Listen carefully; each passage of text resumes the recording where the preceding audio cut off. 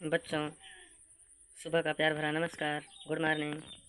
बच्चों, कक्षा 8 विषय इतिहास के प्रश्नोत्तर की तरफ चलते हैं, जिसमें आज हम अध्याय 1 यूरोपीय शक्तियों का भारत में आगमन पाठ से प्रश्नोत्तर को कवर करेंगे। तो देखते हैं स्क्रीन पर। पहला प्रश्न, अमेरिका की खोज की थी? ऑप्शन क कोलंबस ने, ऑप्शन ख हॉकिंस ने, ऑप्शन ग वास्को डी गामा ने, ऑप्शन घ सर टॉमस रो ने। तो बच्चों, जैसा कि आप स्क्रीन पर देख पा रहे हैं, अमेरिका खोज की थी, तो इसका करेक्ट आंसर होगा क कोलंबस ने। कोलंबस ने अमेरिका की खोज किया था। कोलंबस स्पेन का निवासी था। बात करते हैं प्रश्न नंबर 2। भारत में सर्वप्रथम कौन सा यूरोपीय व्यापारी आया? ऑप्शन क अंग्रेज, ऑप्शन ख पुर्तगाली, ऑप्शन ग फ्रांसीसी, ऑप्शन घ डच। तो इसका करेक्ट आंसर होगा दोस्तों ख पुर्तगाली। वास्को डी गामा नामक व्यापारी जो पुर्तगाली था, सबसे पहले सन 1498 ईस्वी में कालीकट बंदरगाह पर पहुंचा और वहीं से पुर्तगालियों की शुरुआत हो जाती है। प्रश्न नंबर 2, अति लघु उत्तरीय प्रश्न। अति लघु उत्तरीय प्रश्न में आपका पहला प्रश्न है, किस यंत्र के आविष्कार से लंबी समुद्री यात्राएं आसान हो गई? इसका उत्तर होगा दोस्तों दिक्सूचक नामक यंत्र से लंबी समुद्री यात्राएं आसान हो गई। दूसरे भाषा में दिक्सूचक को मैग्नेटिक कंपास भी कहते हैं।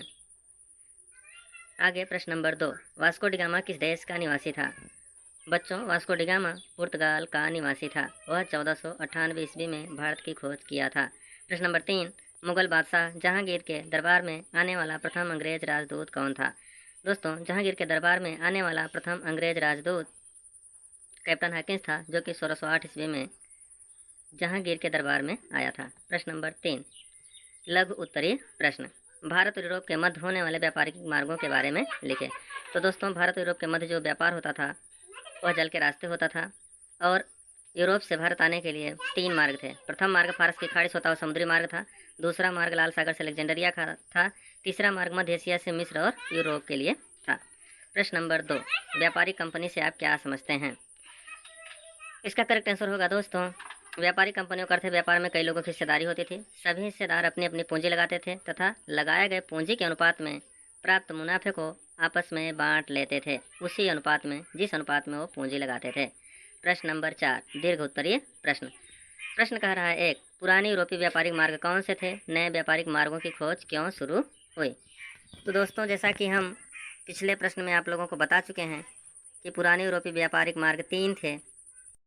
पुराने यूरोपीय व्यापारिक मार्ग 3 थे, जिसमें प्रथम मार्ग फारस की खाड़ी से होता समुद्री मार्ग था। इस मार्ग से इराक, तुर्की, वेनिस और जिनेवा से व्यापार होता था। दूसरा मार्ग लाल सागर से अलेक्जेंडरिया का था, जहां से समुद्र द्वारा वेनिस और जिनेवा को जाया जाता था। तीसरा मार्ग मध्य एशिया से मिस्र और यूरोप के लिए था। आगे बच्चों हम देखते हैं 15वीं शताब्दी अर्थात 1453 ईस्वी में कुस्तुनतुनिया पर तुर्कों ने अपना अधिकार कर लिया। अब तुर्कों ने यूरोप और भारत के मध्य पुराने सभी संचार के माध्यमों को बंद कर दिया। कुस्तुनतुनिया नगर व्यापार का मुख्य द्वार था, अतः व्यापार के लिए यूरोप के व्यापारियों को कुस्तुनतुनिया नगर पार करना ही पड़ता था। लेकिन तुर्कों द्वारा इस मार्ग पर कब्जा होने के कारण यूरोप और भारत के मध्य व्यापार को बहुत धक्का लगा। फलतः समुद्री मार्ग की खोज प्रारंभ हुई। तो आप लोगों को प्रश्नोत्तर अच्छा लगा तो चैनल को सब्सक्राइब करें, साथ ही बेल आइकन दबाना न भूलें, जिससे समस्त वीडियोज नोटिफिकेशन आपको प्राप्त होते रहें। धन्यवाद।